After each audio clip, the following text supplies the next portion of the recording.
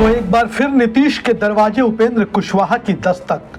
NDA में नहीं मिल रहा उपेंद्र कुशवाहा को सम्मान। फिर से जेडीयू में शामिल होने की अटकलें तेज। मांझी प्रकरण पर अब तक नहीं दिया कोई बयान। अब तक नहीं खाली कराया गया उपेंद्र कुशवाहा से सरकारी आवास। सम्राट चौधरी के आगे तो कोई पूछ ही नहीं। काफी दिनों से बिहार की राजनीति में ठहराव देखने को मिल रहा था, लेकिन अब लगता है कि बिहार की राजनीति में उबाल कभी भी आ सकता है। लोकसभा चुनाव से ठीक पहले बड़े पैमाने पर नेताओं की आवाजाही शुरू हो सकती है। राष्ट्रीय लोक जनता दल के प्रमुख और पूर्व केंद्रीय मंत्री उपेंद्र कुशवाहा का मन एक बार फिर से डोलने लगा है। राजनीतिक गलियारों में चल रही खबरों में निकलकर यह बात सामने आने लगी है कि उपेंद्र कुशवाहा अब भारतीय जनता पार्टी और एनडीए के साथ सहज महसूस नहीं कर रहे हैं। हाल ही में बिहार विधानसभा में पूर्व सीएम जीतन राम मांझी के खिलाफ जैसी भाषा का इस्तेमाल बिहार के सीएम नीतीश कुमार ने किया, वैसे में भारतीय जनता पार्टी के सभी सहयोगियों ने जबरदस्त बयानबाजी की, खुलकर नीतीश कुमार का विरोध किया। लेकिन इस मसले पर एक भी बयान उपेंद्र कुशवाहा का नहीं आया। मांझी के समर्थन में उपेंद्र कुशवाहा का कोई बयान सुनने को नहीं मिला। एनडीए का सहयोगी होने के बावजूद उपेंद्र कुशवाहा ने इस मसले पर खामोशी का रुख अख्तियार कर लिया।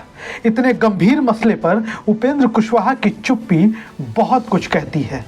जीतन राम मांझी के प्रकरण पर विरोधी भारतीय जनता पार्टी ने जमकर नीतीश कुमार और नीतीश सरकार की खिंचाई की। चिराग पासवान ने भी सहयोगी होने का फर्ज निभाते हुए नीतीश कुमार पर प्रहार किया, लेकिन उपेंद्र कुशवाहा इस मसले पर खामोश रहे। जीतन राम मांझी ने नीतीश कुमार के भोजन में विषैला पदार्थ मिलाने का सनसनीखेज आरोप लगा दिया, फिर भी उपेंद्र कुशवाहा खामोश रहे। दरअसल उपेंद्र कुशवाहा जिस सामाजिक समीकरण और वोट बैंक की राजनीति करते रहे हैं, उसी पर भारतीय जनता पार्टी के प्रदेश अध्यक्ष सम्राट चौधरी का भी दावा है। भारतीय जनता पार्टी किसी भी हाल में अपने साथ इस वोट बैंक को जोड़ना तो चाहती है, लेकिन अपने एकाधिकार के साथ। कुशवाहा वोट बैंक को भारतीय जनता पार्टी किसी भी कीमत पर किसी के साथ बांटना नहीं चाहती, उपेंद्र कुशवाहा के साथ भी नहीं। एनडीए की बात करें तो उपेंद्र कुशवाहा के साथ जो रवैया देखा जा रहा है, उपेंद्र कुशवाहा के साथ जो व्यवहार किया जा रहा है, वो एक तरीके से उन्हें इग्नोर किया जा रहा है। उपेंद्र कुशवाहा भी बहुत दिनों तक ऐसी स्थिति को बर्दाश्त नहीं कर सकते।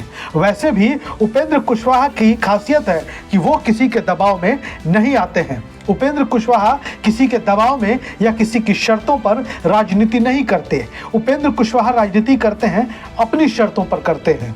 बिहार के जाने माने वरिष्ठ पत्रकार, बिहार की राजनीति पर नजर रखने वाले कन्हैया भेलारी का भी दावा है कि उपेंद्र कुशवाहा और नीतीश कुमार के बीच तो कई राउंड की बातचीत भी हो चुकी है, या कह दें कि बातचीत शुरू हो गई है।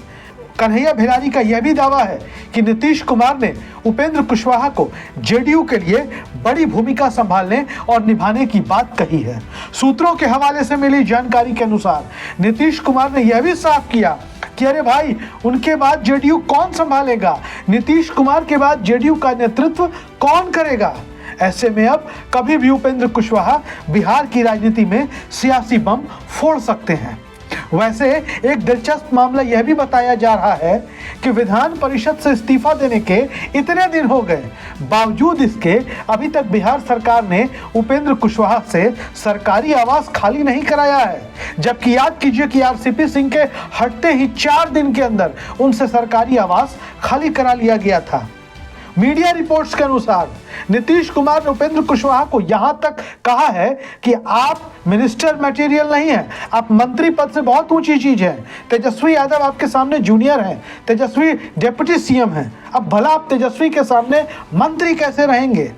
उपेंद्र कुशवाहा के सामने मुकेश सहनी का भी उदाहरण दिया गया और बताया गया कि कैसे, देखिए कि मुकेश सहनी को समाप्त करने के लिए ही हरि सहनी को विपक्ष का नेता बना दिया गया।